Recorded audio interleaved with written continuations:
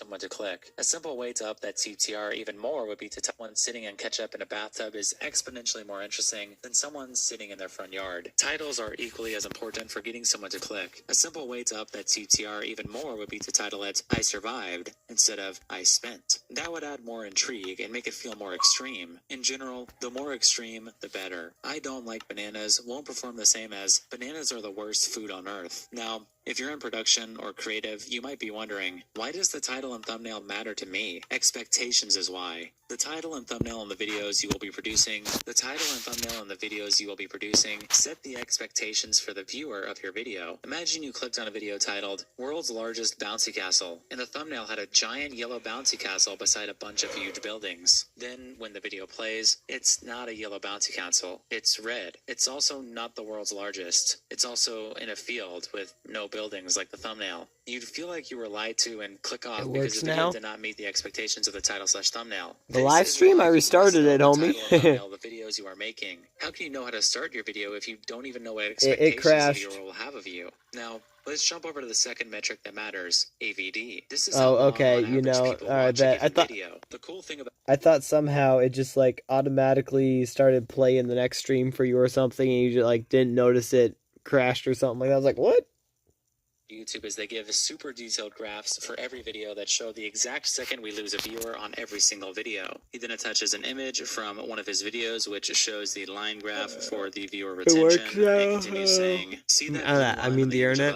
That represents the attention span of the 60 million people that clicked on this video. It's crazy, but we can see exactly when every single person who clicked on this video clicks off. As with almost every video on YouTube, the first minute has the most loss. Go look. This is why we freak out so much about the first minute and go so above and beyond to make it the best we freaking can. On this particular video, we lost 21 million viewers on the first minute of the video, which is surprisingly, compared to other channels, above average. And we could have been much worse. Let's say the start of the video wasn't well lit. I didn't match the expectations of the clickbait, I didn't pre-plan what I'd say, and we didn't front-load some interesting stuff for the first minute of content. We would have lost much less than 21 million people, because it wouldn't have gotten 21 million views. Well, but if the views were hypothetically fixated, then instead of still having 39 million viewers at the 1 minute mark, it would be more like 20 million viewers. The first minute of the video is the most important minute of each video. After the first minute of content, you will have what we call minutes 1 through 3. This is where you have to transition from hype to execution, generally. Stop telling people what they will be watching and start showing them. An example of a 1 through 3 minute tactic we would use is crazy progression.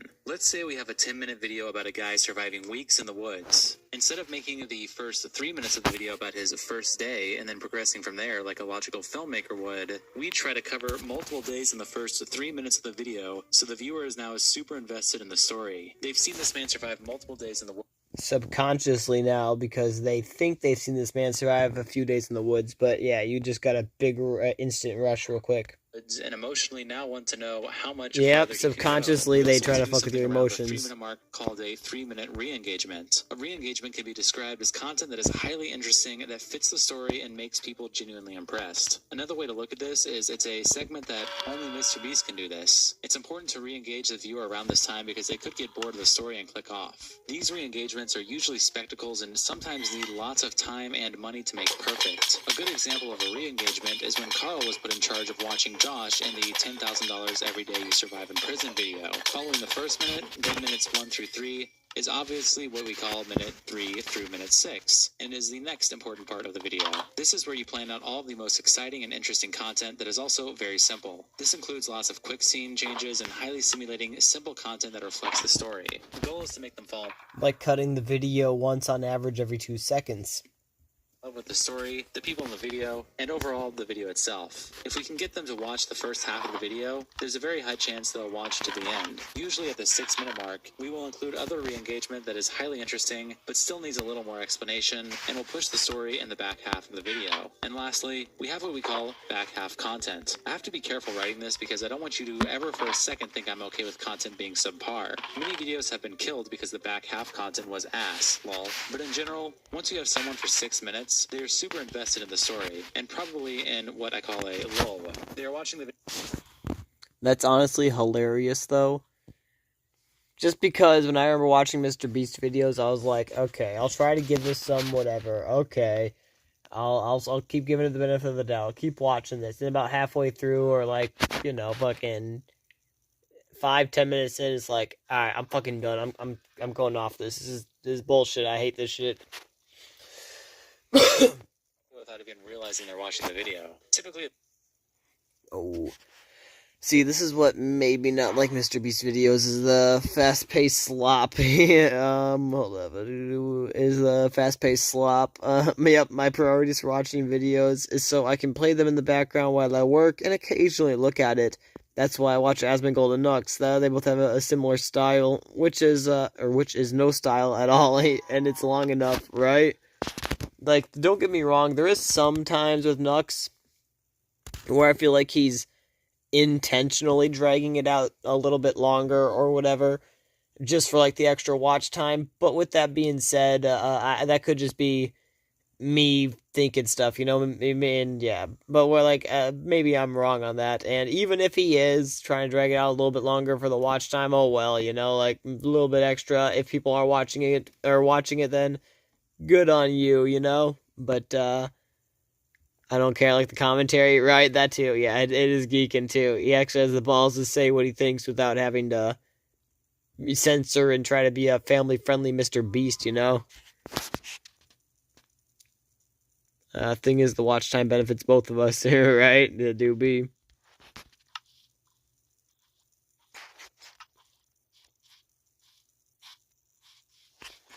And,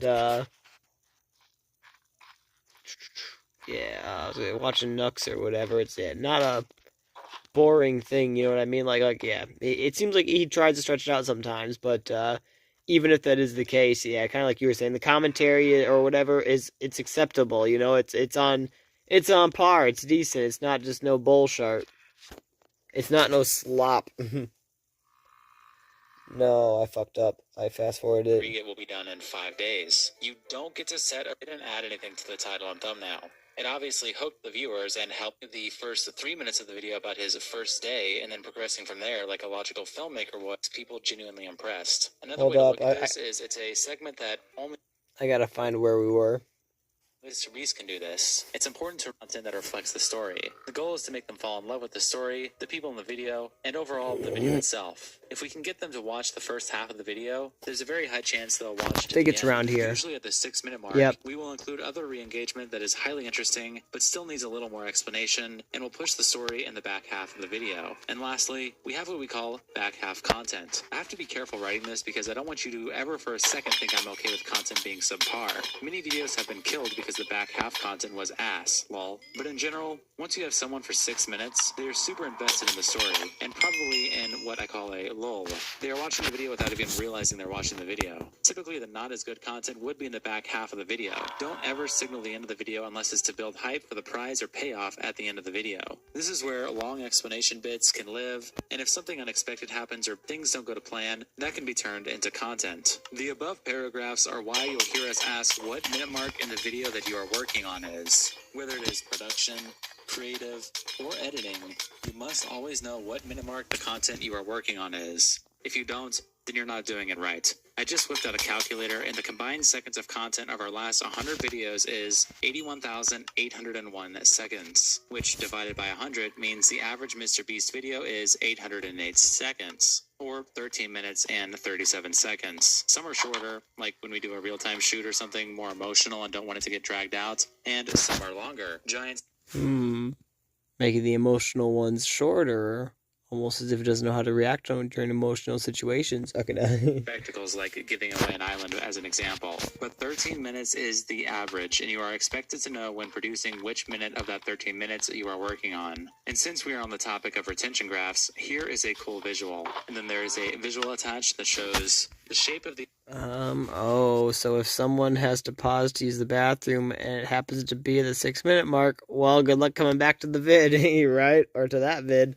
Yep, you'll come back and be like, why is this video just dog shit now compared to the other ones? Like, I don't understand why it just completely fell off because your eyes were open from the bathroom break. Wow, bathroom break.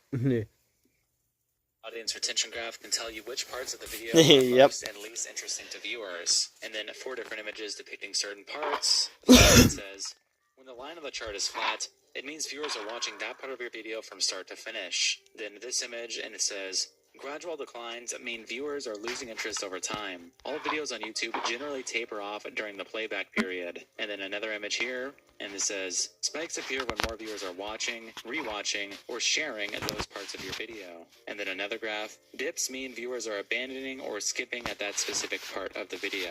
Then it continues saying, the last of the 3 trafficable metrics that matters to virality is AVP. And to be honest, this doesn't matter as much to you.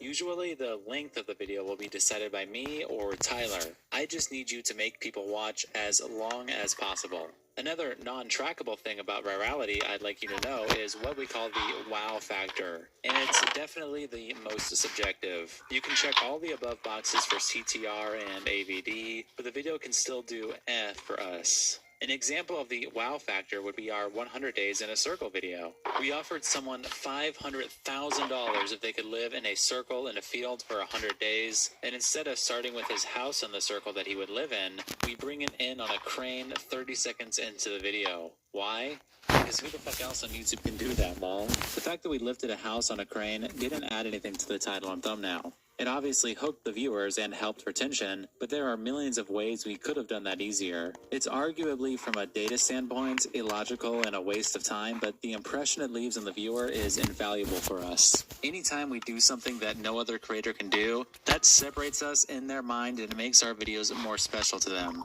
It changes how they see us. Then why the hell haven't I blown up yet? Come on, I've broken how many world records? Fuck. And it does make them watch more videos and engage more with the brand. You can't track the wow factor, but I can describe it. Anything that no other YouTuber can do. And it's important we never lose that wow. Chapter 2. Creating content. For this next part, I want to write about actually creating content. I'm not going to talk about any production system in particular because the way we run this production changes almost every year. I just want to pass on things I see new people typically fail at, and in general, what I want. Our videos are hard, and if you took the difficulty of our videos and trendlined it over time, you'd see they are only getting harder. This is why I want the best in the world and people who are obsessed. If you're not growing, eventually the difficulties of the videos will outgrow you. Whether it be production, creative, camera, or editing, I want you to be obsessed with YouTube. Get rid of Netflix and Hulu and watch tons of YouTube. You broke the record for the most offensive person on the platform, so your award was demonetization. Yes. That do be, though, how it feels sometimes. It will, without a doubt in my mind, make you more successful here. The more invested you are in our world of YouTube, the more you'll understand trends, how we can stand out and be more original, what we could do better, etc. You should also really try to watch every MrBeast video on all the channels. Sounds obvious, but I've asked multiple people this week what they thought about last week's gaming video, and not a single person had seen it. On top of learning from watching YouTube, I'd love you to read The Goal if you haven't already. I used to make everyone read it. I know bottlenecks are obvious and it will sound like I'm talking to 10-year-olds sometimes, but just not knowing and understanding something as simple as bottlenecks has fucked a ton of videos. You should all deeply understand the work stream from when a video hits the calendar to when it is filmed. I don't have the best track record of making the video filming calendars super far out and sticking with it. Let's say you're in production and a video you're assigned to is put up 45 days out. A lot of things need to happen before you can start working on it. The big things would probably be you need a thumbnail sketch and creative on your team to write the video. Do not just go to them and... Bro, knowing trends and being original should never be said in the same sentence, right? For real, though.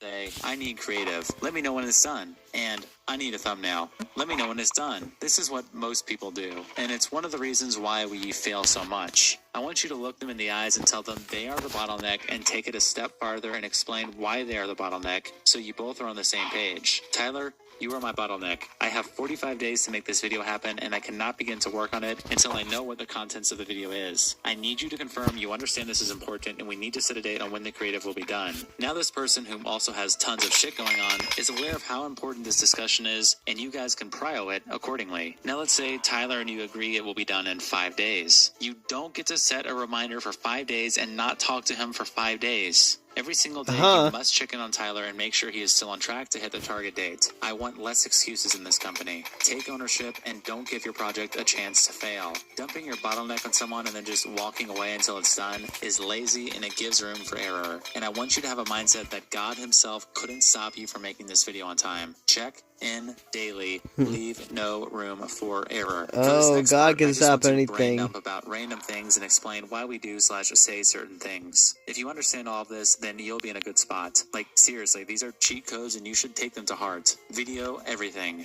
I really want us to see producing as a team job, not a solo thing. Which is why it's important you video everything critical and also anything you think people would ask about. Let's say you go to scout a set for a video in a month while the rest of your team is working on this week's video. Most people just go to scout the set, maybe grab a photo and walk around and try to grab a good mental model of it. Bro, if this is true, he talks like a robot. Excuse me, like they're robots. Wait, hold up. You go to scout a set to see producing and explain why we do / say certain stop you from making this video on time. Check in daily. Leave no room for error. For this next part, I just want to brain dump about random things and explain why we do / say certain things. If you understand all of this, then you'll be in a good spot. Like, seriously, these are cheat codes. I don't notice where, but he do, yeah. I mean, I don't notice where you're talking about, but yeah, I do talk like a robot, I feel. And you should take them to heart. Video everything. Nicola, to see producing as how a you team doing? Job, Welcome to the stream. Which is why it's important you video everything critical and also anything you think people would ask about. Let's say you go to scout a set for a video in a month while the rest of your team is working on this week's video. Most people just go to scout the set, maybe grab a photo and walk around and try to grab a good mental model of it. Then, a week later when you're back, this video is now Tyler's main focus and he starts asking questions about the set, and you can't quite recall. The questions get more and more detailed and all you have to go off of is what's in your mind. The rest of your production team also needs to start planning bits, but they don't know what it looks like and it's a shit show. This is why we say video everything. Which is more important? That one person has a good mental grip of something, or that their entire team of 10 people have a good mental grip of something? Obviously, the team. And the easiest way to bring your team up to the same page is to freaking video everything and store it where they can constantly reference it. A lot of problems can be solved if we just video sets and ask for videos when ordering things. Especially because I personally am a visual guy and I always ask to see what things look like. So even for me, videos are valuable. Video everything. Say the negatives. Title says it all. Don't just tell people on your team or me why something is good. It's infinitely more valuable to tell us why it's not good. I found the castle we need for the video, but it's booked all year, over budget, and someone died in it last week. It's your fault. Track the contractor. I knew I already talked about this, but if there is one thing I'd really love to impose on you from all of this writing, it's that you can't just dump and forget your projects. I can't stand when people dump and forget their project in a contractor, and then the day before the shoot, blame them when it's not ready. That's on you, not the contractor. Let's say we are building the world's largest water balloon and you need someone to make a giant wooden stand for it to sit on. Most people here would just call someone like JB and have him do it and tell him to be done by filming day. Instead, you should really have it done on a certain time frame in advance. You need to use your own intelligence based on the project to determine that. In case something is off, we can make changes. And you need to then decide whether or not it's a critical component. If it is, you should also begin working on a backup, and while working on a backup, you should check in with JB every single day. Ask him to send videos every day to spot problems early. Hell, maybe talk to him twice a day. I don't care, just don't leave room for error. No excuses, stop leaving room for error. Check in daily, receive videos, and no weeks in advance if you're fucked, not days. I am not always right. Shocker, I know. I'm young and I'll be the first to admit I'm not perfect. I promise not a single person on this planet wants us to succeed more than I do. And no matter how much you work, you'll never invest more time into this company than I will. But I can't promise I'll always be right. Having said that, there are ways you can help me be right more often. For starters, you need to understand the world I'm in and how my mind works. This book in particular is for our production company, which, by the way, is the most important company and allows everything else to succeed. Without the videos, everything else dies. But it's not all I have going on. I have to be the main talent for every gaming video, every reacts video, every philanthropy video, every TikTok, Insta post, and every main channel video, which is basically 3 full-time jobs all by itself. Little things like sending videos to people for birthdays, attending events, networking, etc. all add up because I'm the face of the channel. On top of being the main talent, I have to work work with each channel to make sure the creatives are always evolving and not getting stale, and in general be a visionary for them. Basically running 4 channels at a higher level better than anyone else in the world can run one. We also have a Beast Burger and Feastables, and I still have to set the vision and be the lead creative. On top of that, we dub our channels in other languages, and we run a translation company that works with other channels as well. I also multiple times a week have to call other YouTubers and see what they are testing/doing, so I can always stay up to date and make sure we aren't missing anything. AKA, you need me networking a lot. What I'm trying to say here is I have to run 4 channels, 3 businesses, a charity, and network/maintain our image all at the same time. So when you need something from me, you have to understand that I'm probably not as knowledgeable about a video as you. Whatever you don't tell me, I don't know. When getting an answer from me, it's ideal you do the research and come to me with context and options. Instead of saying, in an upcoming video, we are giving away a car. What do you think of this Lexus? It's only $10,000, which is how 99% of questions are asked towards me. Do this instead. We have an upcoming Would You Rather video. One of the bits at the 6 to 9 minute mark, we will be giving away a car. We are still on budget, and the budget of the car is $10,000. I checked with PM. I could go up another $5K if you really wanted. I searched all of NC for cool ass cars around that price point, and here are 5 I found that I got pre-approved by Creative, all on budget. I also got 5 other backup options that are less cool looking and more average if you're going for that. Here's a picture of all 10 cars, the miles on the cars, and all the information you'd want. Which of these cars do you think is the best, or should I get other options? If you want to look like you're doing your job and don't care about the success of the video, ask me questions like the first example. If you want to take accountability and make your videos happen with a higher probability of success, do the second option. This doesn't just apply to me, it applies to anyone high up you expect to make a decision. Critical components. Critical components are the things that are essential to your video. If I want to put 100 people on an island and give it away to one of them, then securing an island is a critical component. It doesn't matter how well planned out the challenges on the island are, how good the weather is, etc. Without that island, there is no video. Hence, it is a critical component. Another example of a critical component would be the title and thumbnail.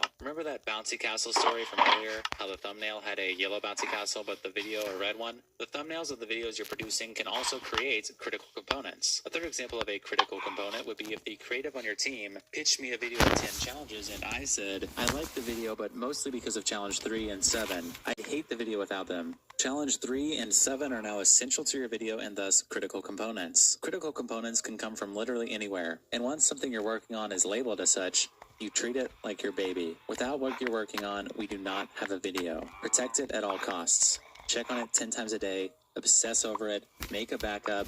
If it requires shipping, pay someone to pick it up and drive it. Don't trust standard shipping, and speak up the second anything goes wrong. The literal second. Never coin flip a critical component. That means you're coin flipping the entire video, aka $1 million+.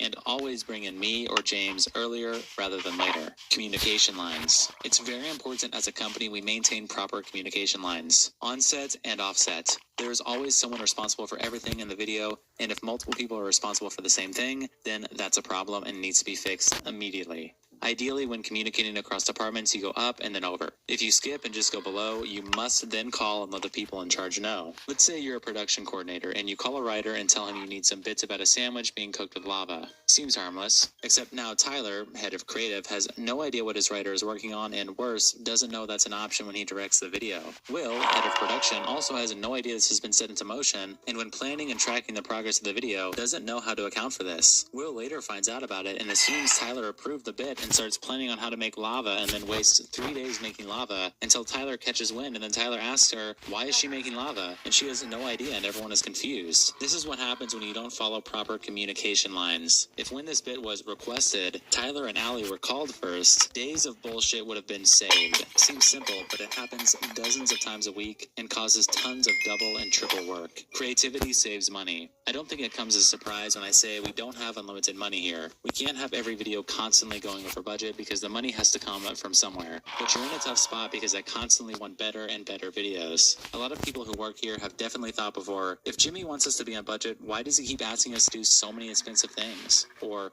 I know Jimmy won't like this, so I need to spend more money. People always assume money is the answer, and if we just spend more money, we can give Jimmy what he wants, which is wrong. Creativity is the answer. Here's an example I use all the time with our gaming team. They love to give away money every video, but which sounds cooler to you as the prize for a gaming video? $20,000 or a year's supply of Doritos? To me, the Doritos is so much funnier, and I think our audience would find it fucking hilarious. So let's say we define a year's supply of Doritos by 5 packs of Doritos a day for 365 days. That's 1,825 packs of Doritos, and a quick Google search shows you can buy packs of Doritos for less than $1, but we can round up and just say $1 per pack of Doritos. Our prize money of the video just went from $20,000 down to 1,825, because we didn't just throw money at the problem, we used creativity. This applies to everything every single one of you do, whether it be finding a crane for a video, deciding prizes, picking locations, finding critical components, or doing the most minuscule thing. Use creativity to save money, because every dollar we save allows me to give you... This isn't a good year to talk about Iranians, dude. Dude, it'd be... Hold on a minute. Guys, more stability and is 1,825. Because we didn't just throw money at the problem, we use creativity. This applies to everything every single one of you do, whether it be finding a crane for a video, deciding prizes, picking locations, finding critical components, or doing the most minuscule thing. Use creativity to save money, because every dollar we save allows me to give you guys more stability and hire more people to make your life easier. If you want to succeed here, say this 10 times in your head. Creativity saves money. Always have a backup plan. No one will ever have a 100% success rate when it comes to filming our videos on time and on budget. It's impossible. But you can still do certain things to increase the probability of success, and one of the easiest but most overlooked is having a backup day. When you're spending hundreds of thousands of dollars securing a set, renting a tank, etc., make sure you have the ability to extend them in case something goes wrong. It might not be your video. Something might go wrong on gaming, and now we have to slide your video day to make up for it. I'd also rather have a hypothetical 90% cool-looking tank with a dope owner who is making life easier on us, letting me do whatever I want, and the ability to pay extra to add a day, than a 100% cool-looking tank, but the owner micromanages what we do, and there is no backup day. This example is obvious, just throwing it out there to inspire you. Always check with creative before you do something like this, but backup days are necessary, and ideally we work with people that see the value in us and love us, so they will be even more flexible. Don't take anything at face value, always dig. One of the common themes you're probably seeing... Okay, man, I'm gonna lay in bed, leave my game on, need to rest my eyes a bit till you're finished. If I fall asleep, just wake me, we can take off. Alright, I got you, homie. I'm almost done. I'm sorry I'm taking so long. I'm like, I can see the end now. It's right there. But yes, sir. If you do want to pass out, though, shoot, just... it's up to you. I'd recommend trying to go offline. Beforehand. Just so, if you fall asleep, you don't get attacked and killed and somebody takes your loot.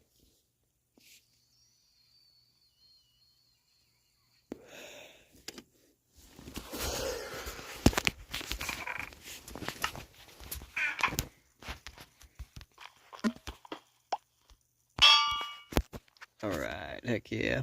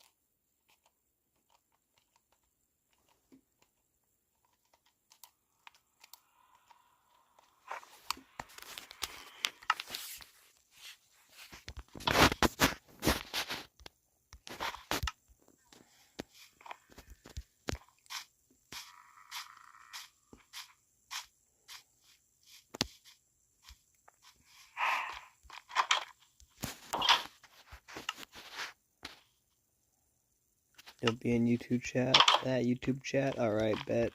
I don't know if you're still here, Nostalgia, or if you passed out. But if you are, I'm about ready to go.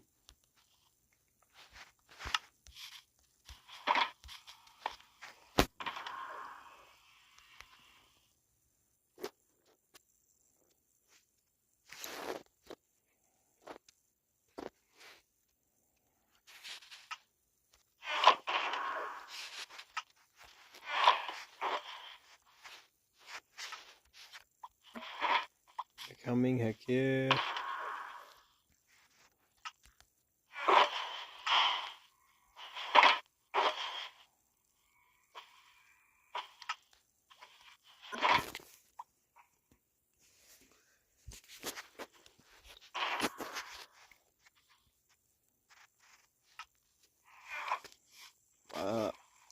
Give me a sec. Yeah, you're good, homie. I still have to, fuck, I gotta dupe one more item, and then I gotta look on Chunk Base to find where we're going. I don't even know.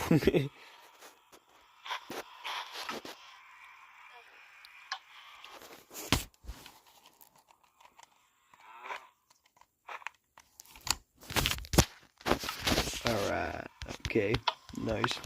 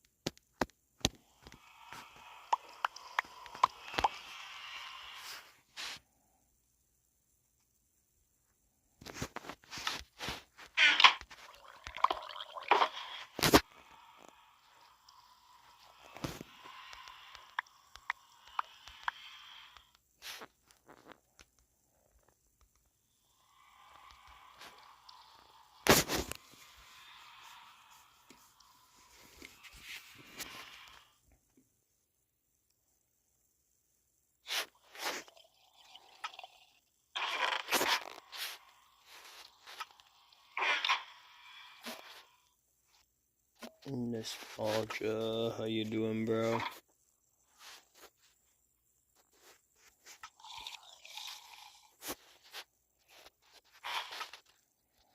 I'll just Double my rockets for a trip just in case this stack isn't enough.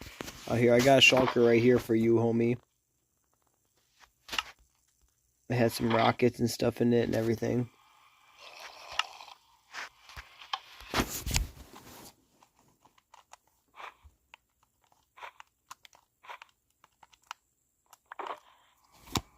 Heck yeah.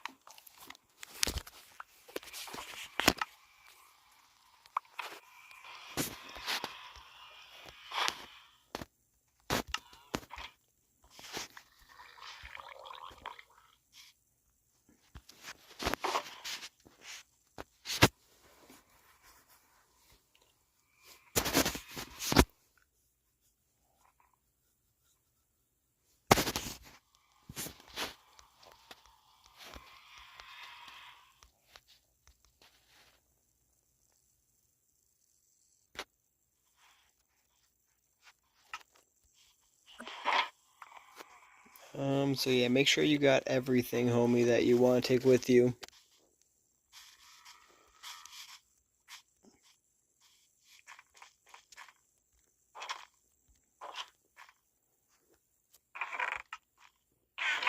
Got everything? Alright.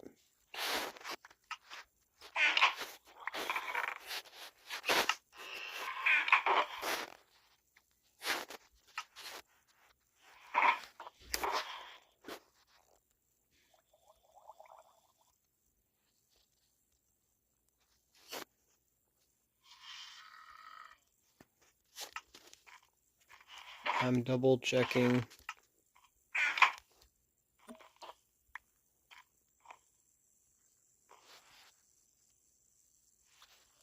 Screw it. I'll leave the anvil for the next person. They'll be like, what the heck?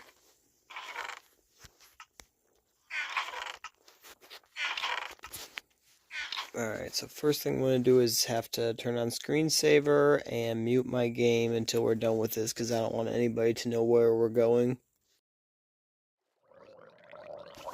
Wait a minute, I'm talking to you. Okay, wait a minute.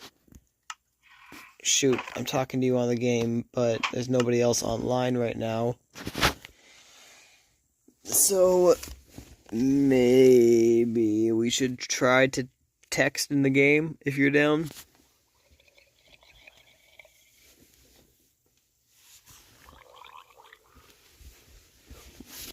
Long story short, though, we're going to be traveling on top of the nether roof. Screw it. I'll just, I'll turn on screensaver so people can't see everything, but, yeah, I'll talk for a little bit, because it's just more or less going to be following.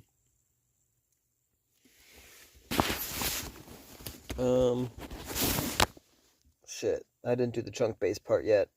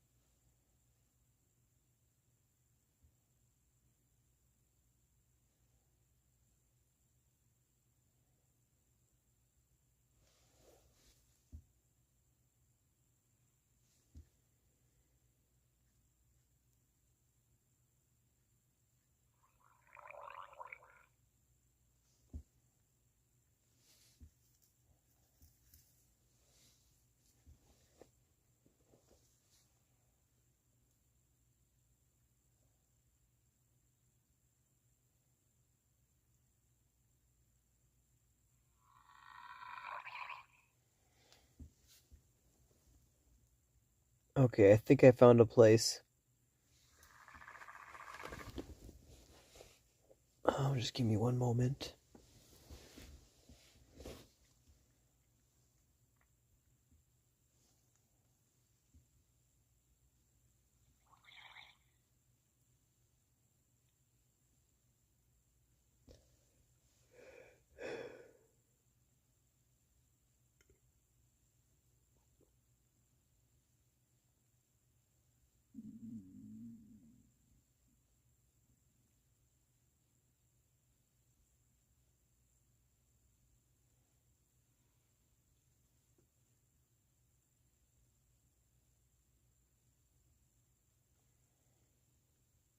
That looks perfect.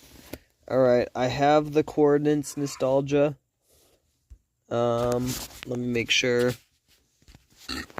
Yeah, I got screensaver on.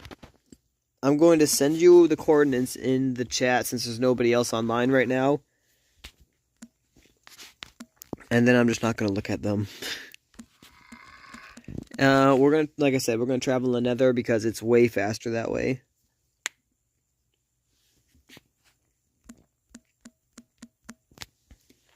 Alright, give me a few seconds and I'll be right back. Hey, it's 2:25 in the morning, dang. Nether what?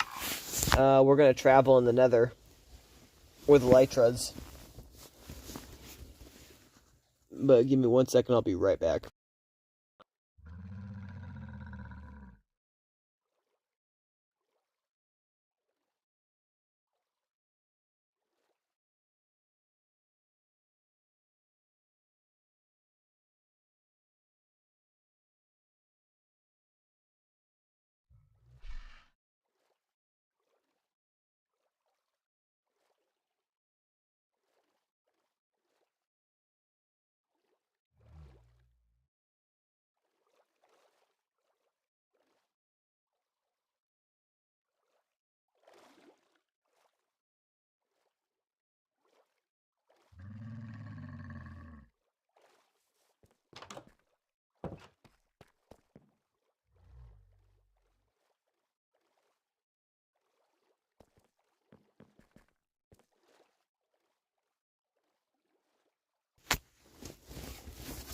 Alright, I'm back.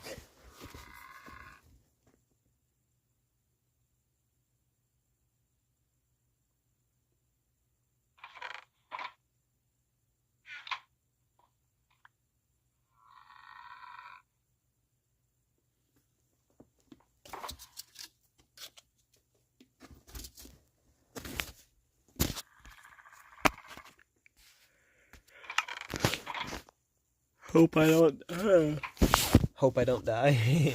Yeah, so you shouldn't die because we're going to be doing something cool. Well, the only problem might be if the chunks are loading, but even then, as long as you don't look straight down and like crash into the ground, if you just keep looking straight and slowly coast to the ground, you'll be fine. You won't die. So,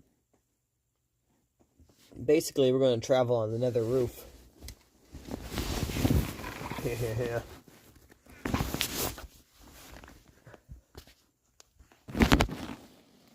I'm going to shut the fan off real quick too because it's freaking getting cold in here.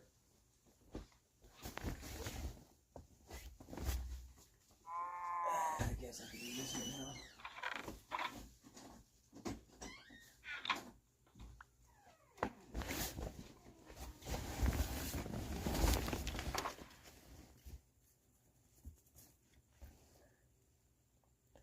And then if I take those coordinates,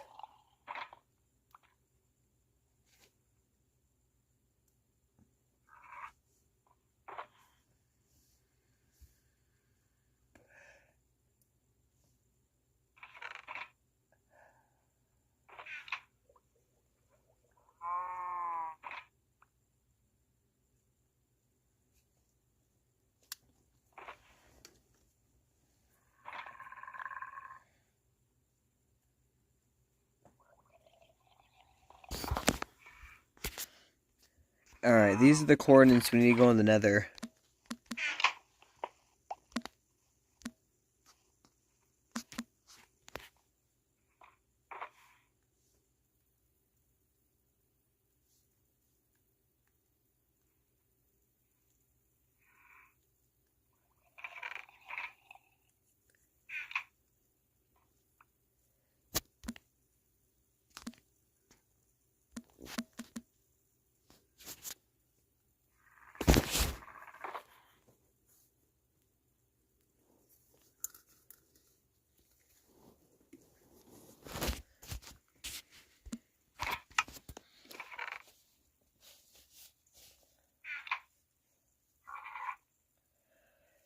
Alright, so you sure you got all your loot?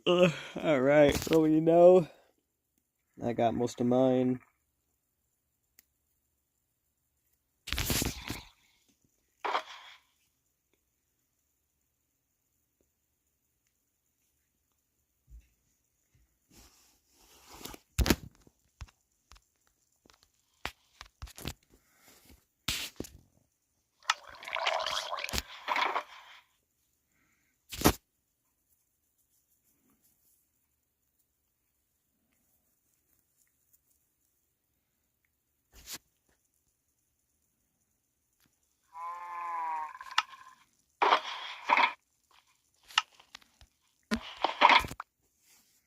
Just save one of each of my most important items in a chest, just in case something goes terribly wrong. Heck yeah, that's definitely good to do.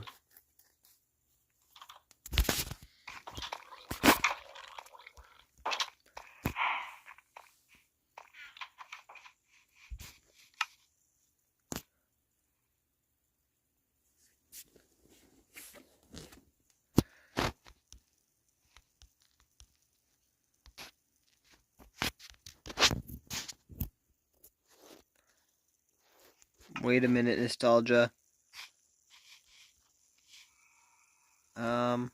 Shit. Here, give me 1 second.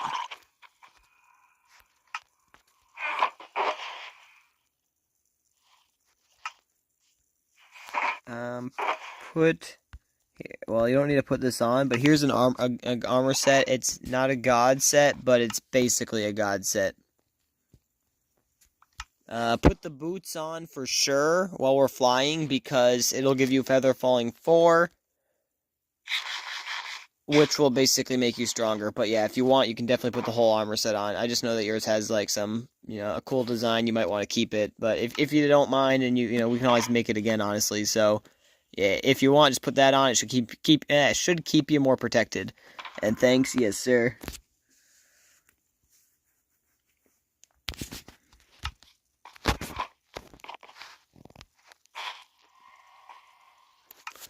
Okay, we shouldn't need to.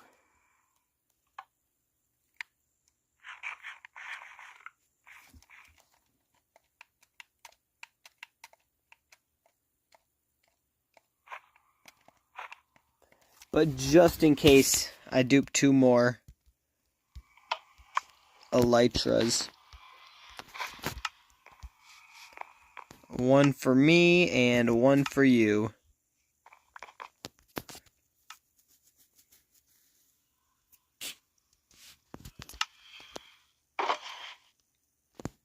Red frags.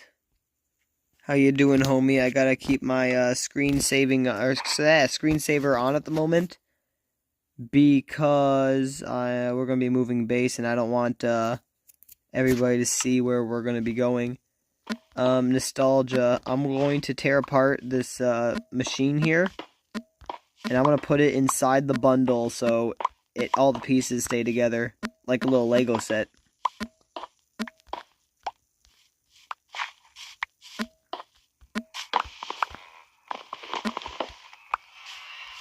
Alright, thank you.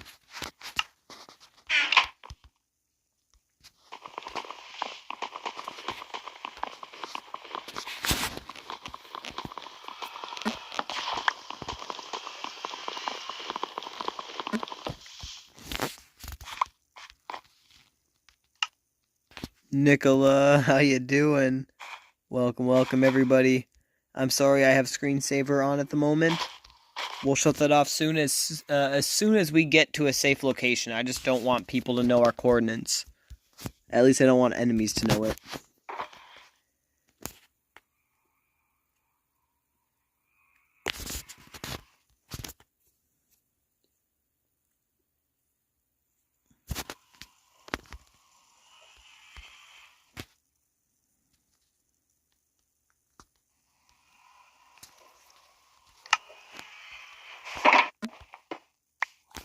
I see the letter you gave me. You may not know.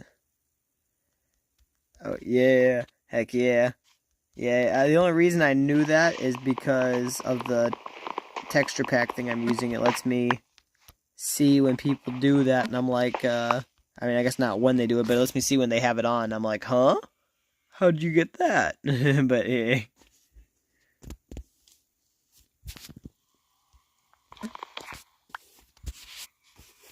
Alright, when you're ready, let me know.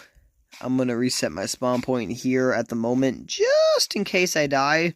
I shouldn't, but just in case I do, it will spawn back here instead of at, yeah, you should set your spawn point just in case too. But that way we'll spawn here instead of back at Spawn Island.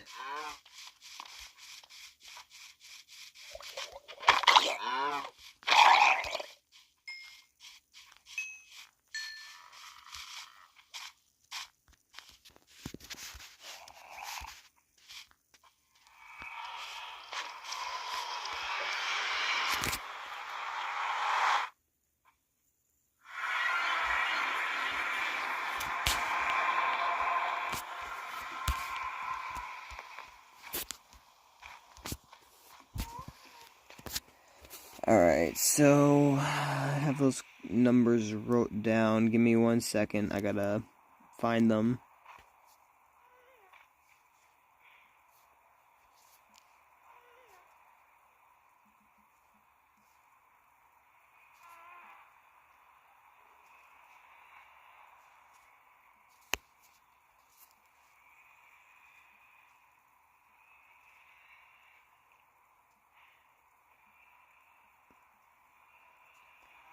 Alright, I got them.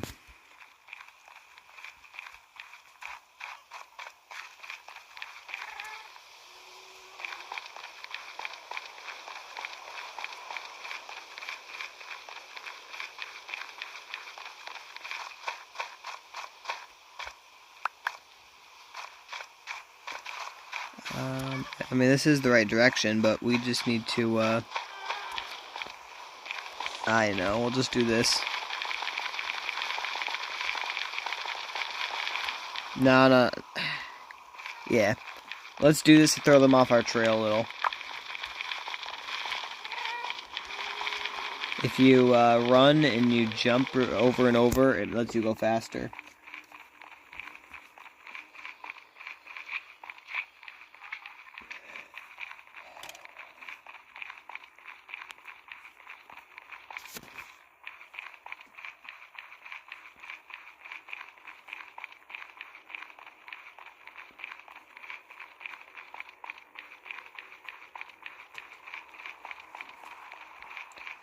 Red frags!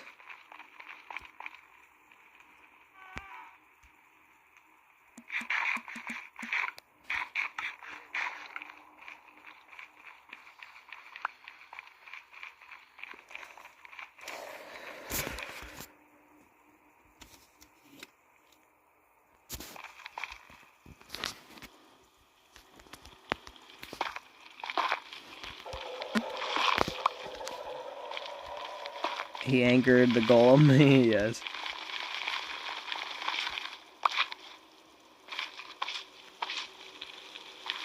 Okay, well, you know what? We're not going that way. And you know what? This is the better way anyway. Because we need to go this direction if I'm correct.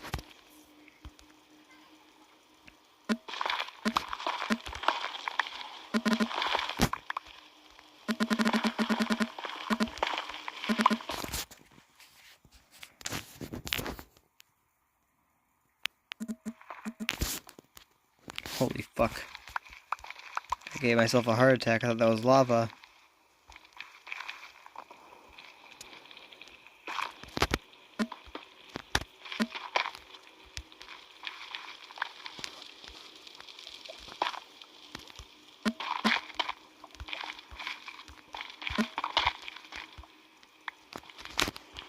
I really don't like this. Okay. We're going to turn a little. Come back if you can, homie.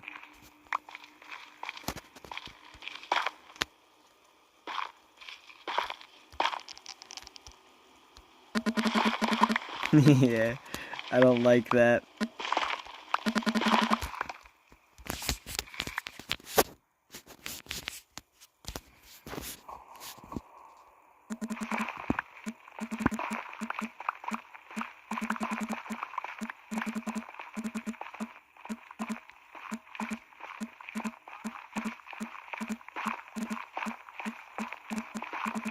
Porn red frags, right? Uh-oh, careful, careful, careful. Ow. I bopped my head. I guess this isn't as bad, but it's still not good.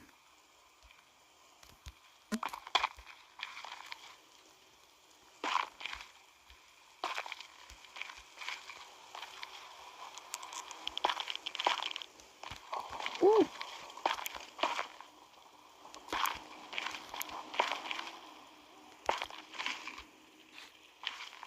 I don't like this. Same, homie.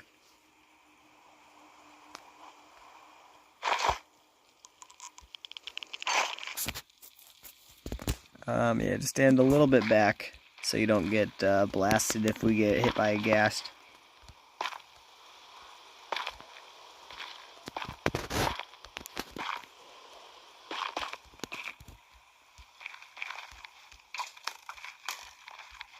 Uh-oh. You little fuckers.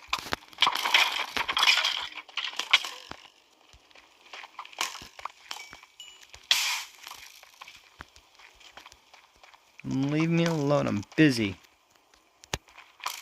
Bro, you're really gonna you're gonna kill yourself.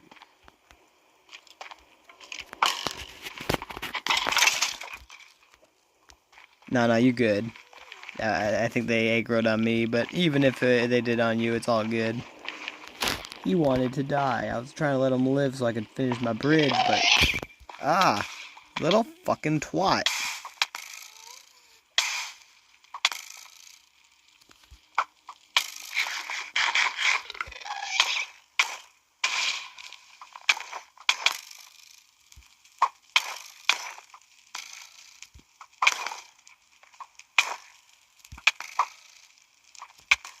The knockback is saving you. Let's just take a different route. Well, yes. The ghasty spawned, and I ate an apple, so that way I had fire resistance. But if this doesn't work this time, I'm down.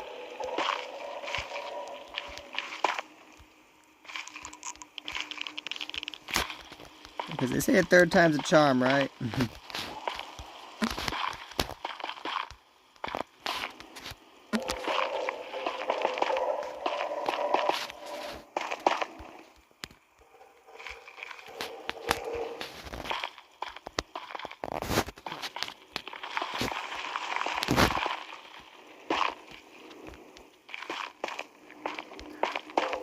Yeah, nice.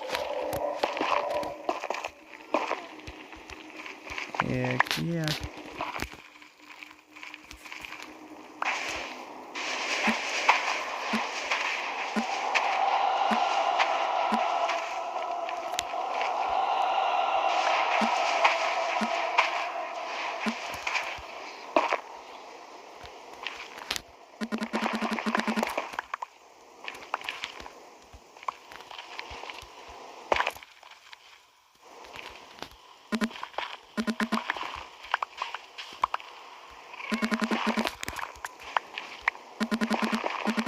We're almost there.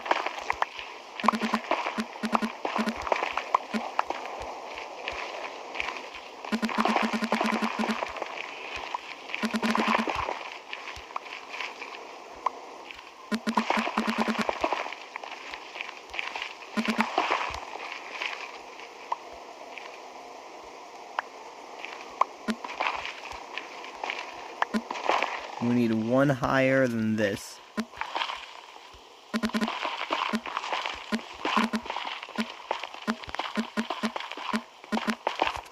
Right here. Yep. Right here is the spot.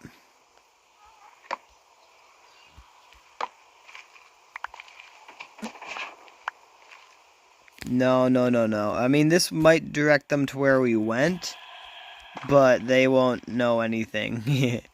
Alright, so do you have an Ender Pearl nostalgia that I gave you? If you don't, or if it's in the Ender chest, don't worry, because I got one right here for you.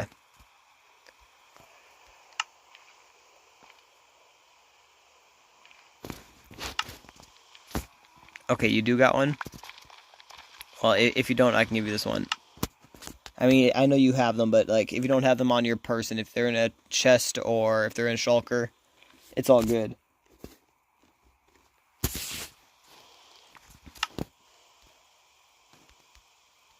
Alright, well, basically, I need you to grab an ender pearl.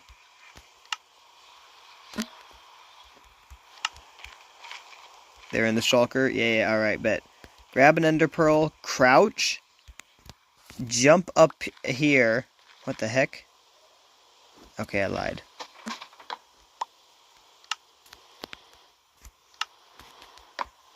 There we go. Yeah, so crouch. Look up into the corner. It's kind of weird with their FOV now, but look up into like the corner and like I guess a little up more than the corner. So like a little up more. As soon as the FOV changes, I guess, and throw the ender pearl and try to jump.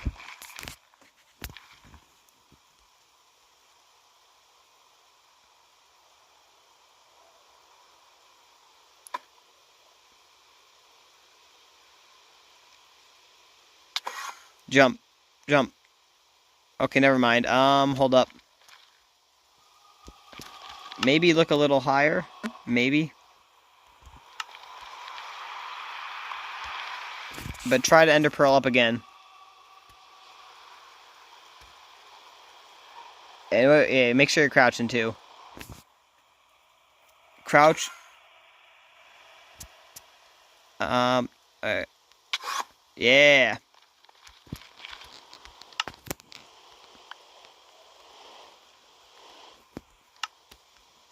Alright, let me empty my inventory real quick of all the doo-doo poo-poo blocks.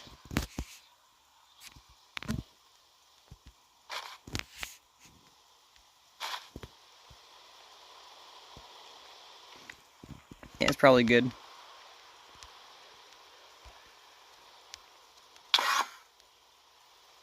What the hell?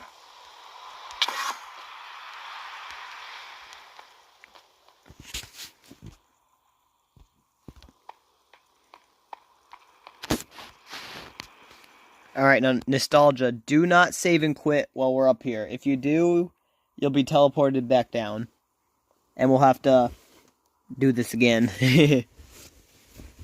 So, right now that we're up here, we cannot save and quit. Or, I should say, yeah, right now while we're up here, yeah. But,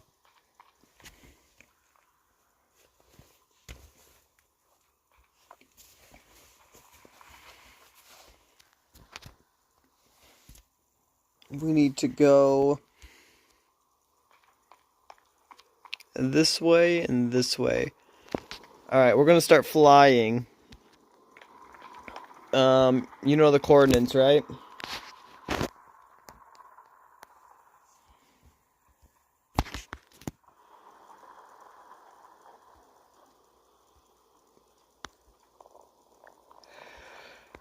Alright, and the nether ones, they're divided by... they're the ones that are divided by 8.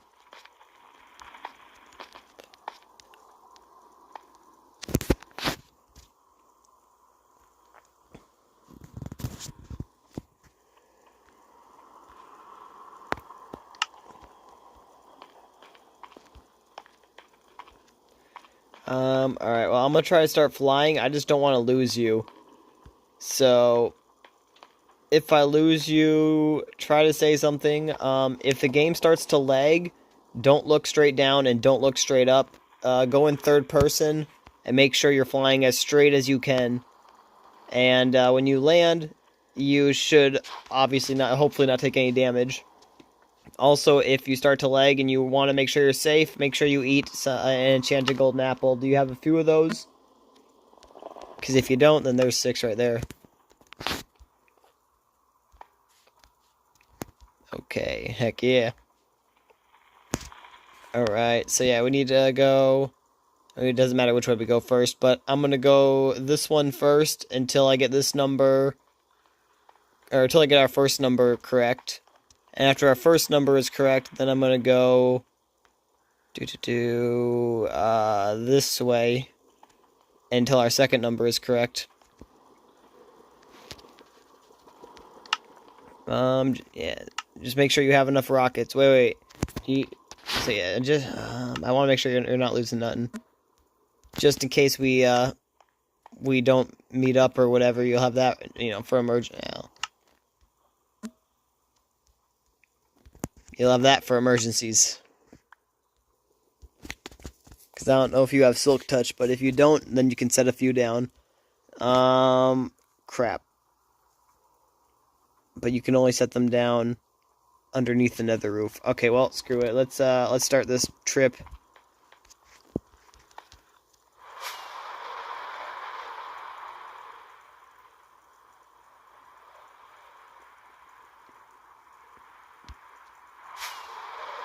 I saw you.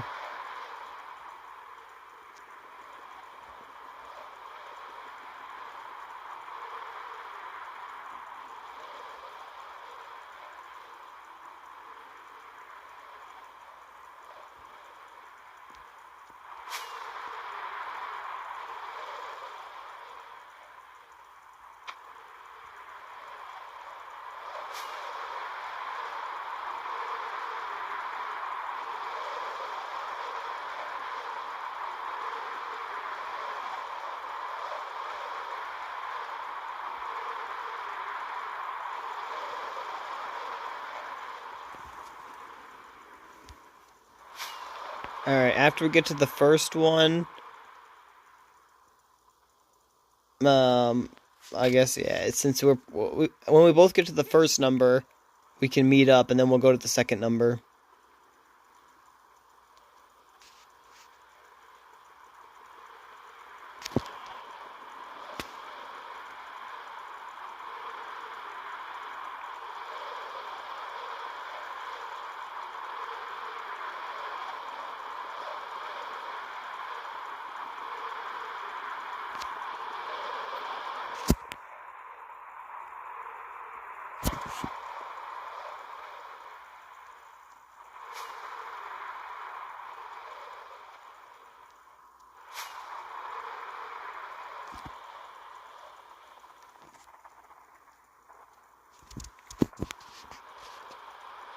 Make sure your elytra's not gonna break, though, homie.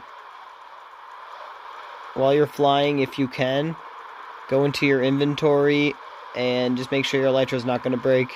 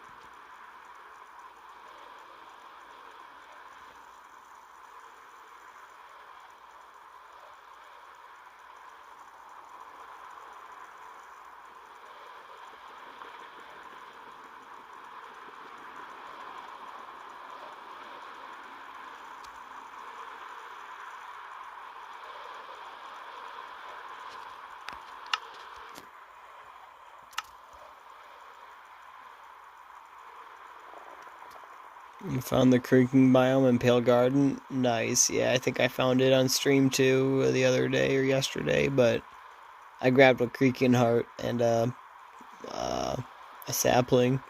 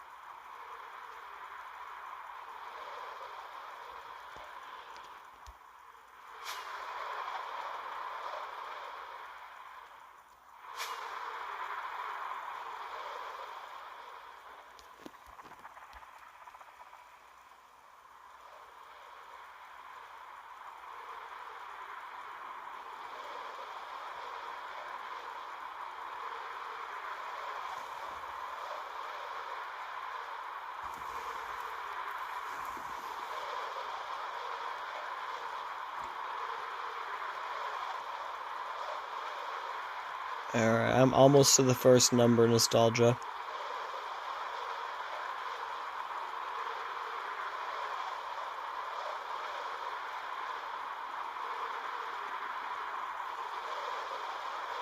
Same, heck yeah.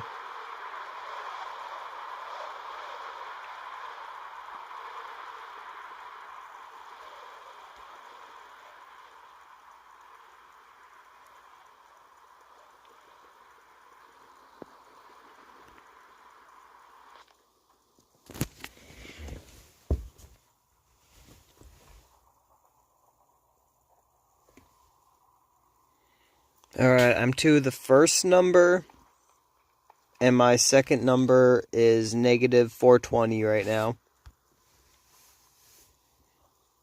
When you land, let me know. We could try to meet up. But yeah, my number's the first one. Or the first one is the number we are going to go to. The second one is negative 420.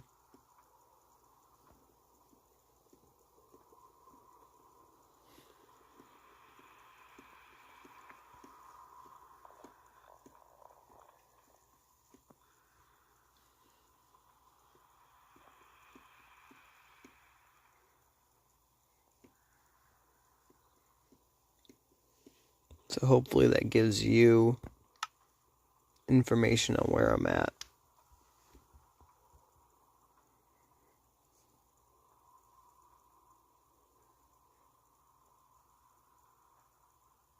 Without giving it to everybody else, of course.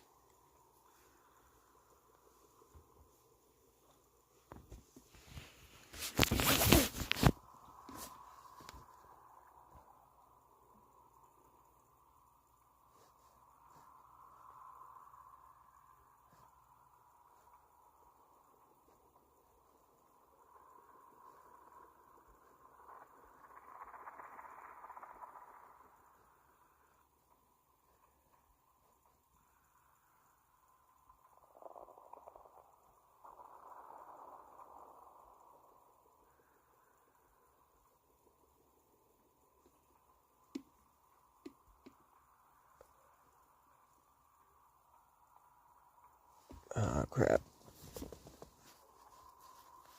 You're right there. I'm gonna say I do have to.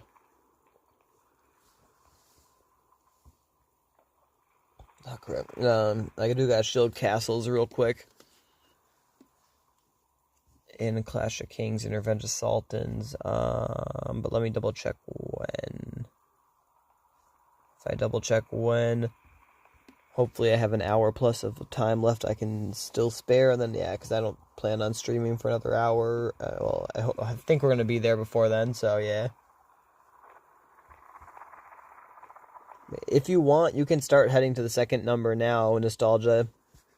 You don't need to wait for me, and then I'll meet you there in a second.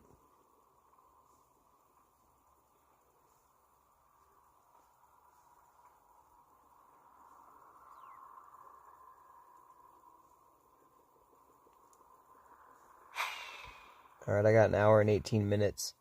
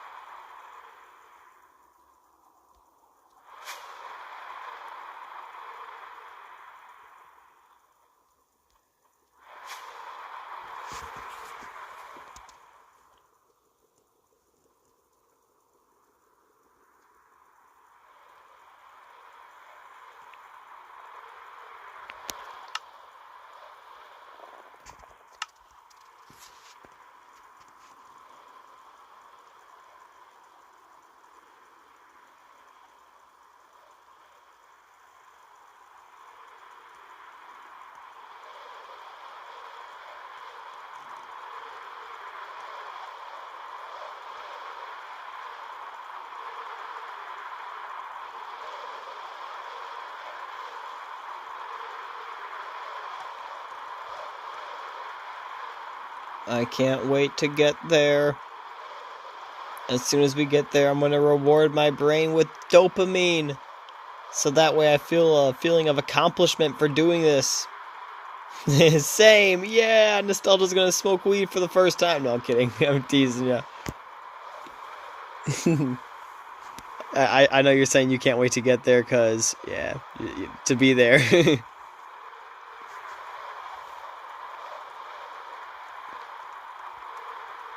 Yeah, I've been telling myself I wasn't going to smoke or I wasn't going to smoke again until we get there. Because I need to have some form of validation, otherwise we're just doing it. And keeping myself happy for doing things is how I keep myself motivated to do things. Otherwise, I'd be like a normal person or something, maybe.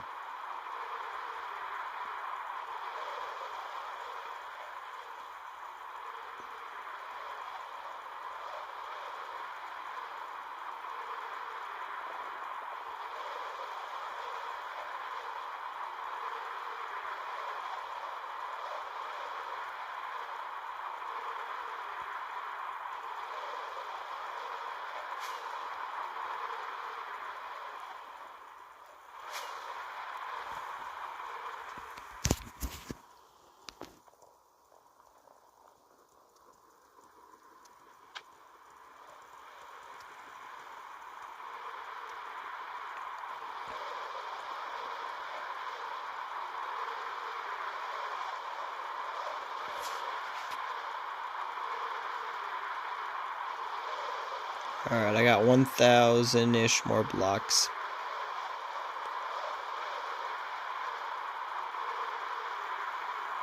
Imagine somebody times how long it would take on average to fly that far with an elytra or some shit. That's some shit I would do. Then I just need to figure out if it was negative, negative, positive, positive, positive, negative, or negative, positive.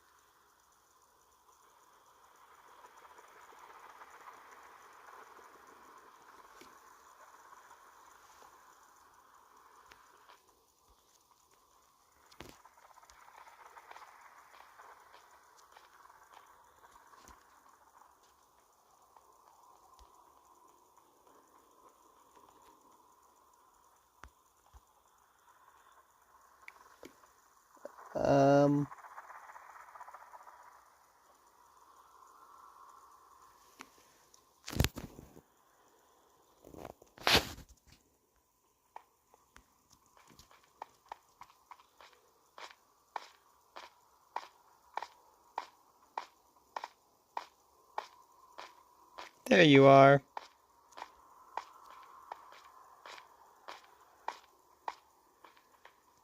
Yo. What's good? Alright, so now it doesn't really matter exactly where we are, but I'm just going to stand on the exact coordinates. If you have one of those enchanted golden apples, eat it. Damn it, I ate 2. I don't like this texture pack or whatever. It makes me eat twice sometimes. I think it's something that's like, there's like if you eat once, it automatically eats for you till your hunger's filled up, but apples don't do that. You can't eat a enchanted golden apple? How? It doesn't matter if you're full, you should still be able to eat it.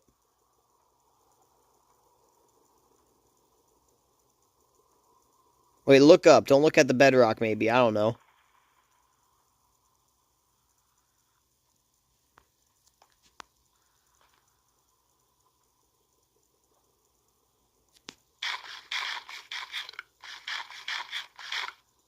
Yeah.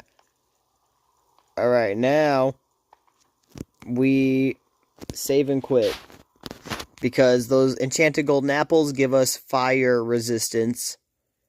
So by eating that, just in case, if we do happen to spawn in lava, that will The enchanted golden apple will give us fire resistance.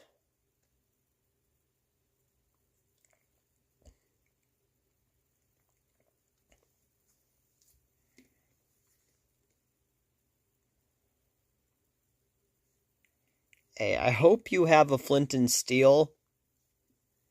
I have one in my ender chest. Oh, nice.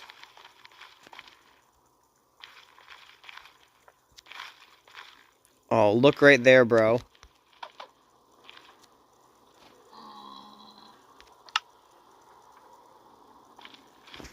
We have a spawner and everything.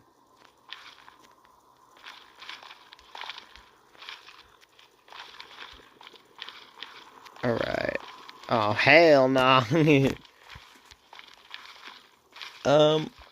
Yeah, actually I like this right here.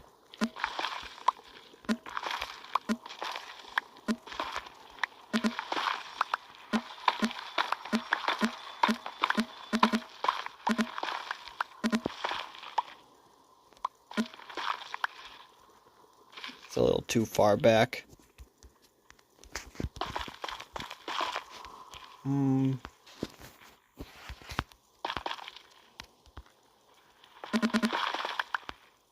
Oops.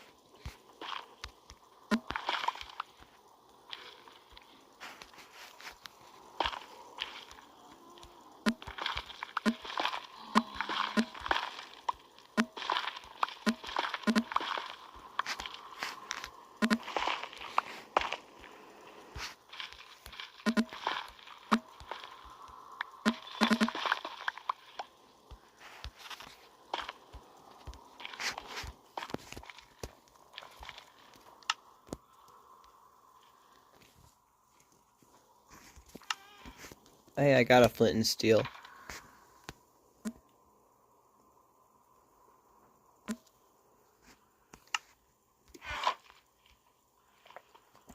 Good. Yeah, I knew I had one in my shulker, but I did not know I had one on my body.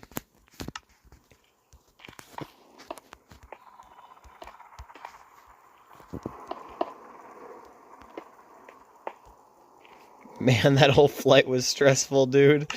I feel that, bro. Especially not knowing if it's gonna kick you or something. I hate that shit. It's like, I hope I don't die. Oh, I hope it don't kick me or whatever, but yeah. And then I die. But it should be good.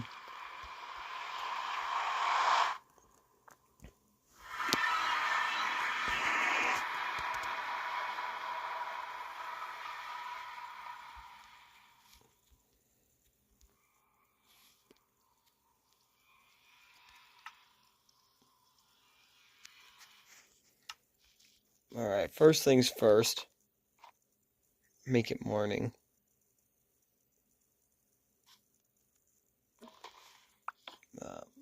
Yeah. Second thing, need to go on to chunk base real quick.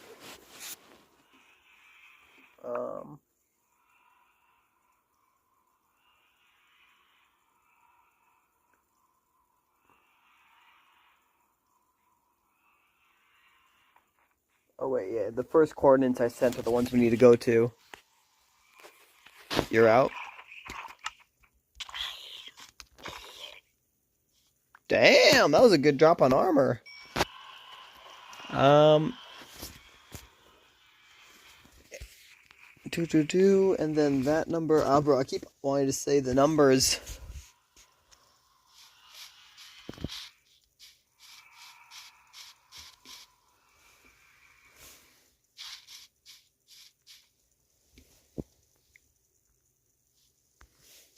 They claim it's this way. Careful, creeper, creeper, creeper.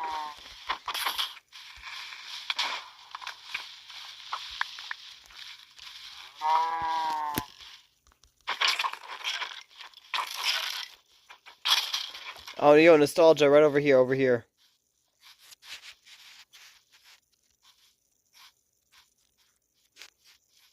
Nostalgia? Nostalgia?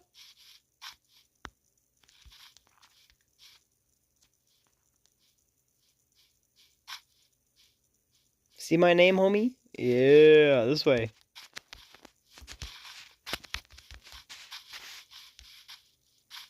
a little cleaning up here. And then we could turn this into an iron farm. Ooh, look at that house on the hill.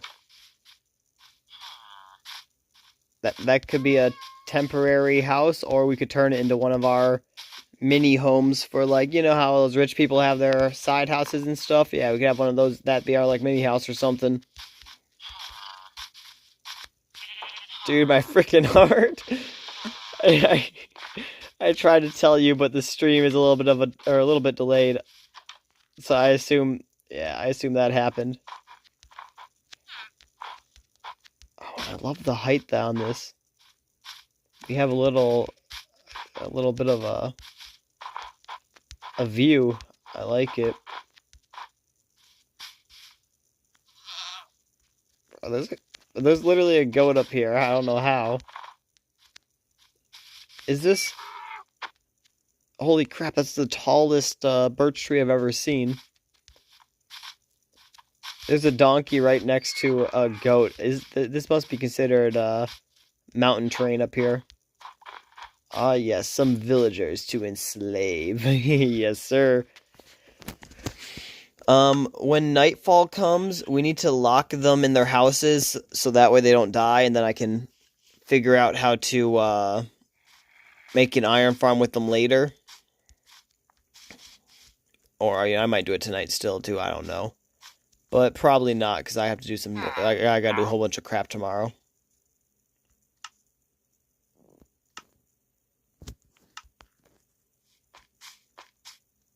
Ah, yes. A villager child. I'm just kidding. Yeah, me. As a child, they yearn for the mines.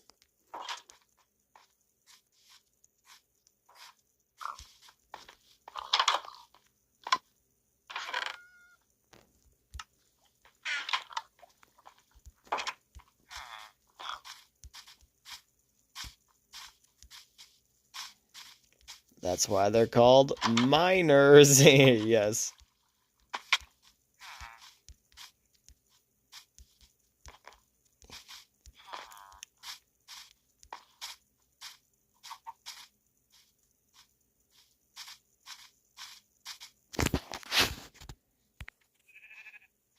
I'm building a house. Alright, heck yeah. I'm looking for a good place to set up an iron farm. I do like how we're basically in a ravine. You know what I mean? Like, if you look at it, sure, there's that one house on the side of the hill, but we're like, if you look up here and look down, we're basically in a ravine, you know, like a little bowl or a cup. A holler or so.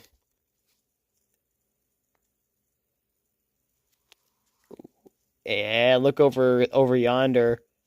Let me see. The sun rises in the east and sets in the west. Look east.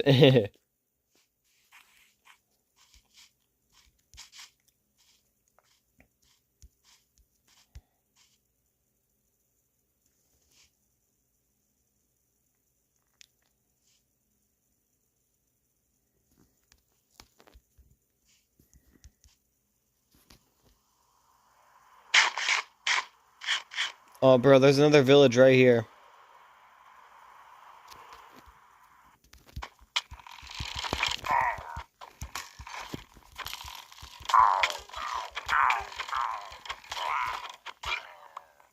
Nice. Yes, sir.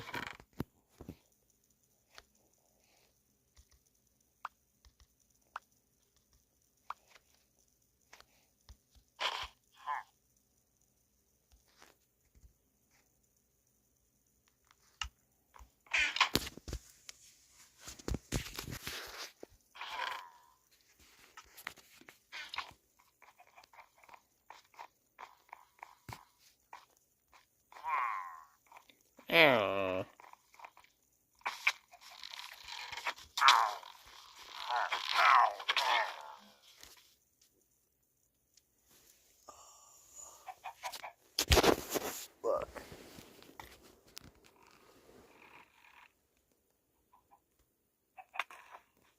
Bro, I'm literally busy right now.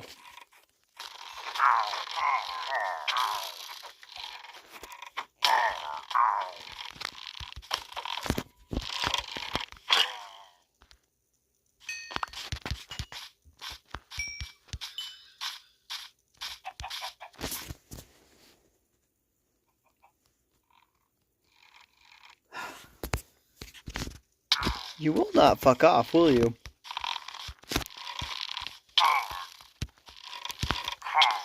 Why are my hits not hitting? That's so gay.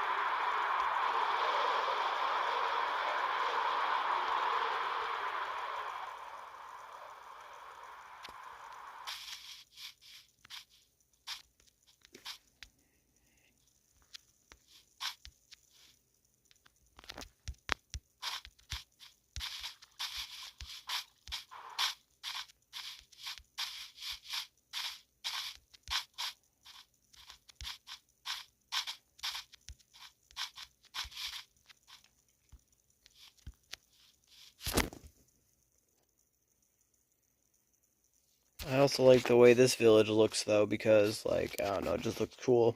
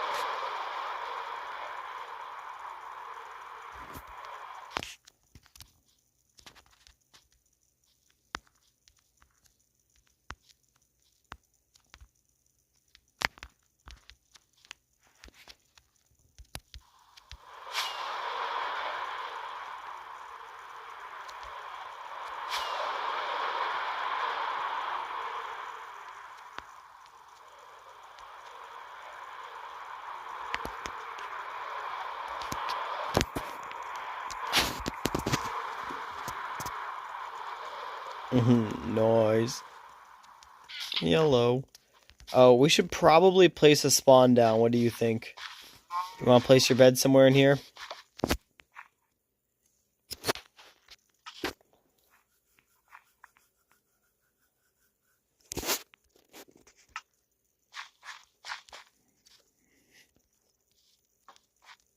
Oh, it's already there. Nice.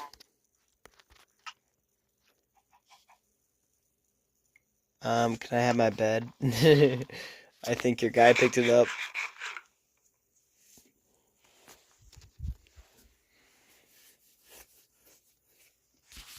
Yeah. Thank you.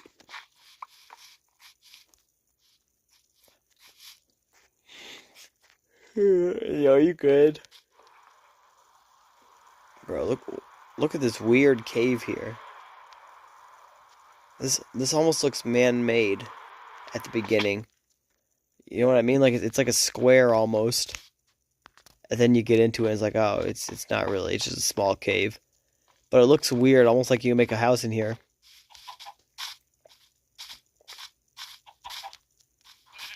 Hey, a blacksmith, did you check it yet? You could probably get some good loot out of there.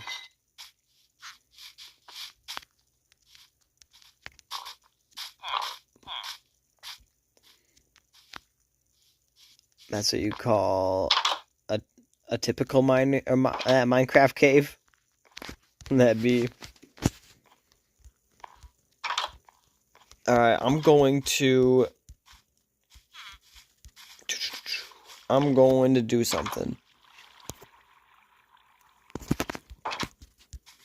And what that is I'm going to save and quit and turn on that thing that hides my coordinates, you know, hides them from stream. Is Red Frag still on? He's not. Realm Stories has something in it. Sharp and Nostalgia discovered enchanting. Nice. That was 3 hours ago. Jesus Knight joined the realm. Hey, Jesus Knight is turning into Discourse. Just in case you want to add him. Fuck. I'm gonna go into a house and I'll be right back, Nostalgia. I think I hear a little boy crying. Yep, he is definitely crying. I'll be right back.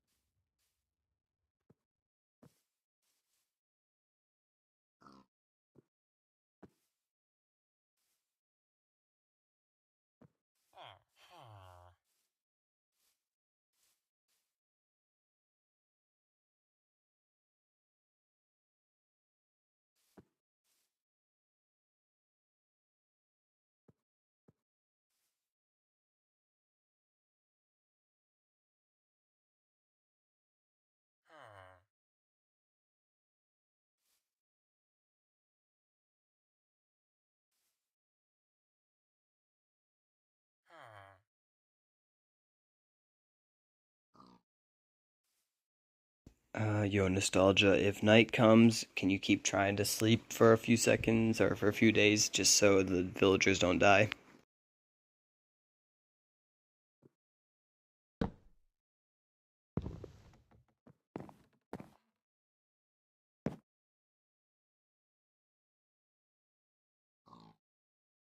Sweet, sweet. Thank you. I should be back in like a one momente.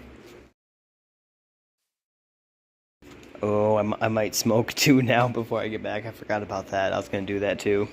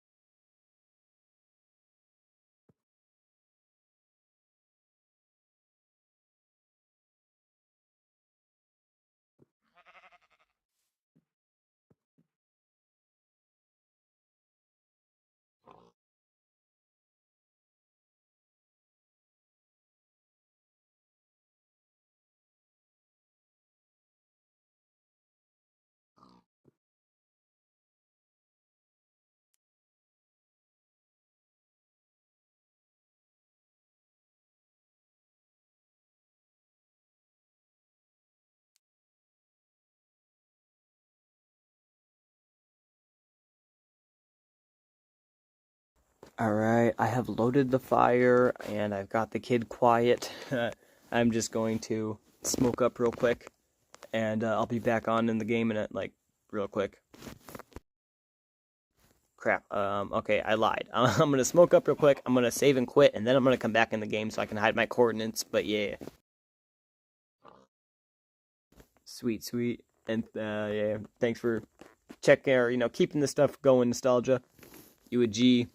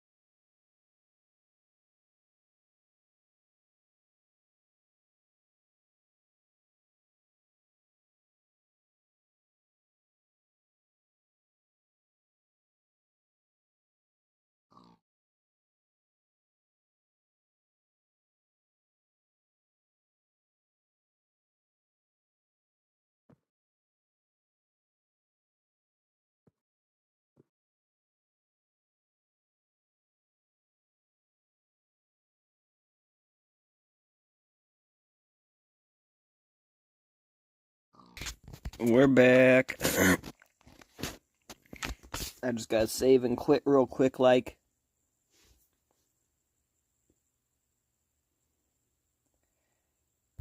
I should have checked that first, but I can always go into global resources now. Come on. Global resources.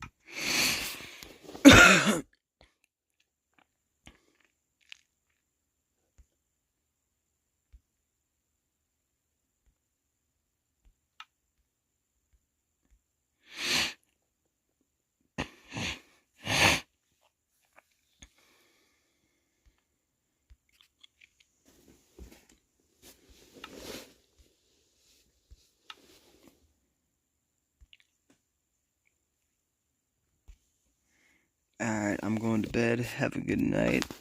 Alright, peace, nostalgia. Sleep well, good sir. I don't have too much fun. I'm gonna try to check this out real quick. Make sure it loads. Oh, fiddle fuck me. Then I got to make sure I'm shielded in games. I forgot about that. That's why I'm all...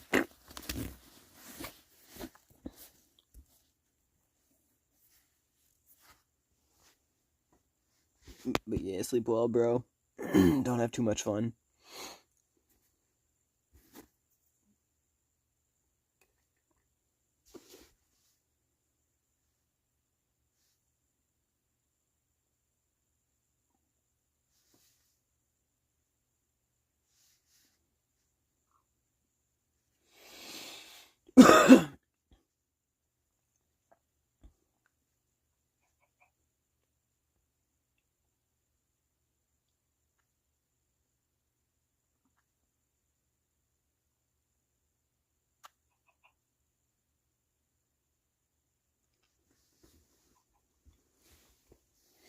It does kind of suck to do this, but...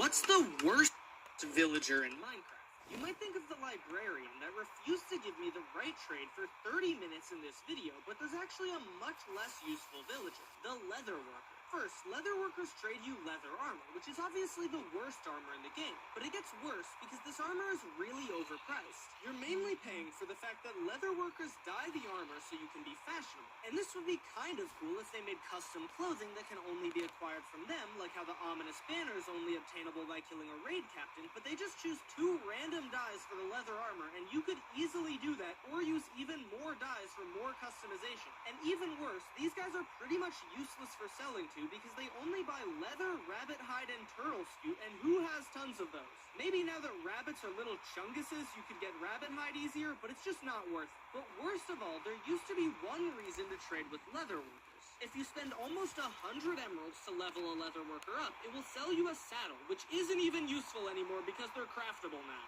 What's the worst villager in Minecraft?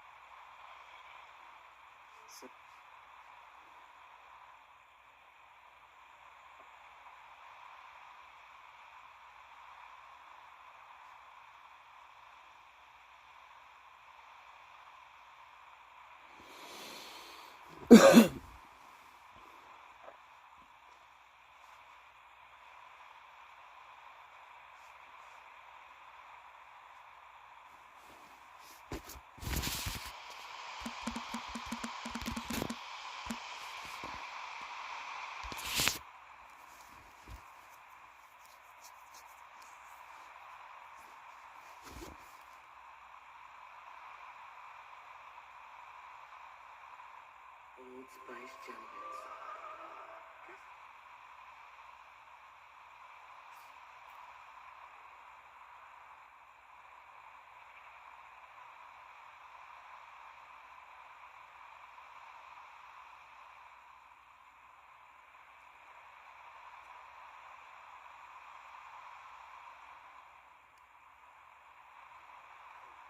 Recently, some people were caught scamming the government out of billions of dollars.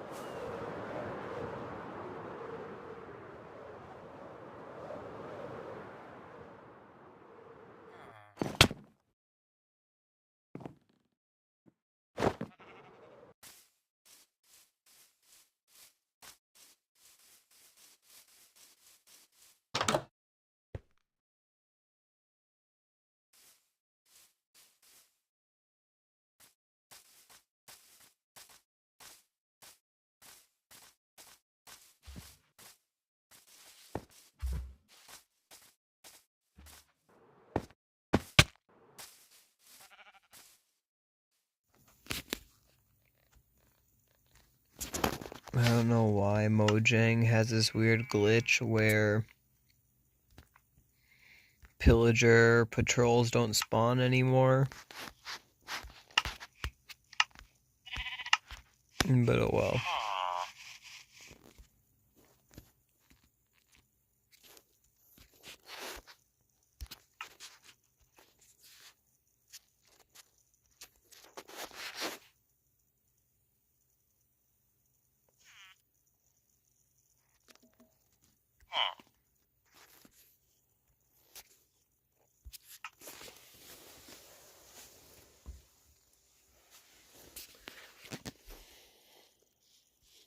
One, two, oh yeah, baby, a triple. Go to sleep, beach. Go lay in your beds. Don't push each other off the ledge. Go to sleep, bitch. So I can lock the door and breed you two dumb bitches like your whores.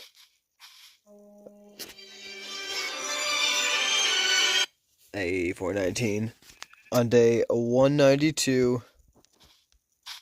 And my sword's about to break.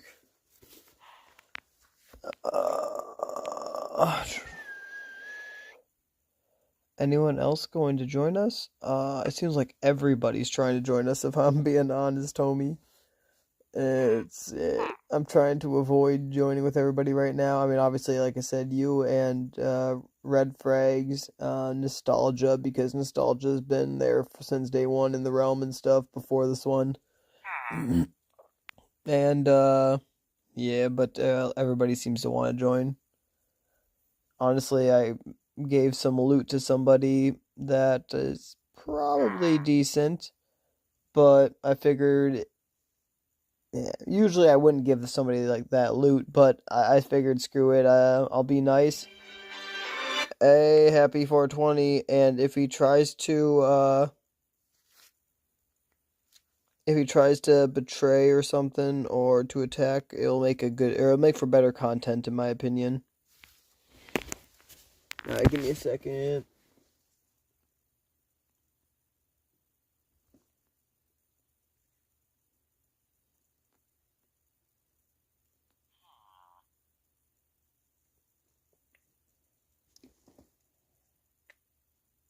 Oh my goodness.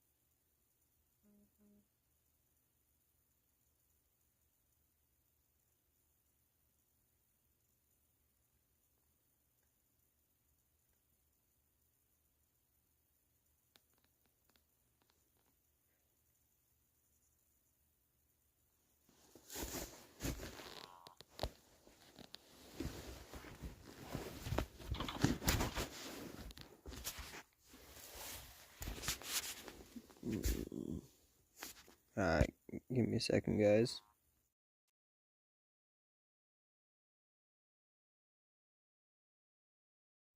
How the fuck is it already night again? Well, fuck it then. I had to find my vape again. I keep losing that bitch.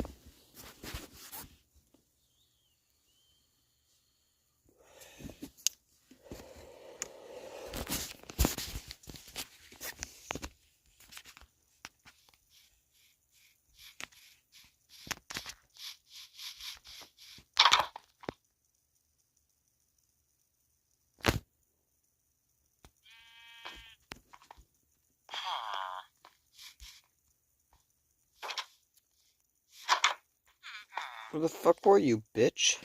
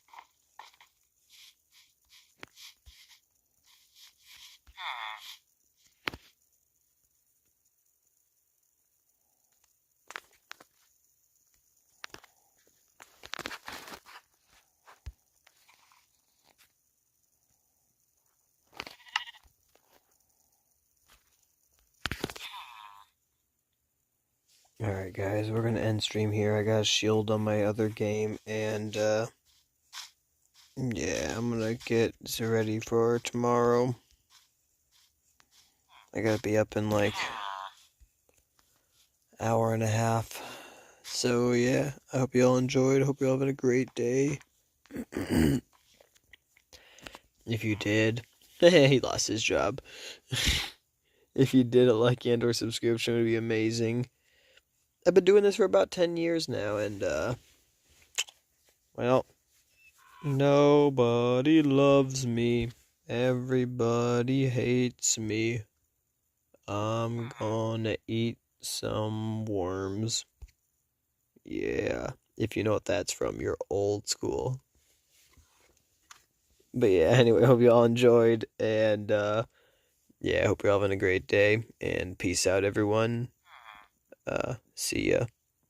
Let me just do this real quick and say, actually, before I say see ya, I already did, but I'm gonna...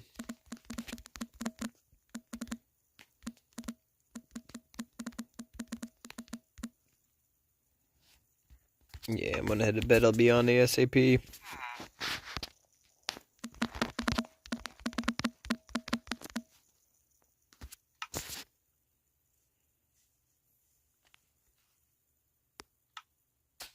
Alright. Peace out, everyone. See ya.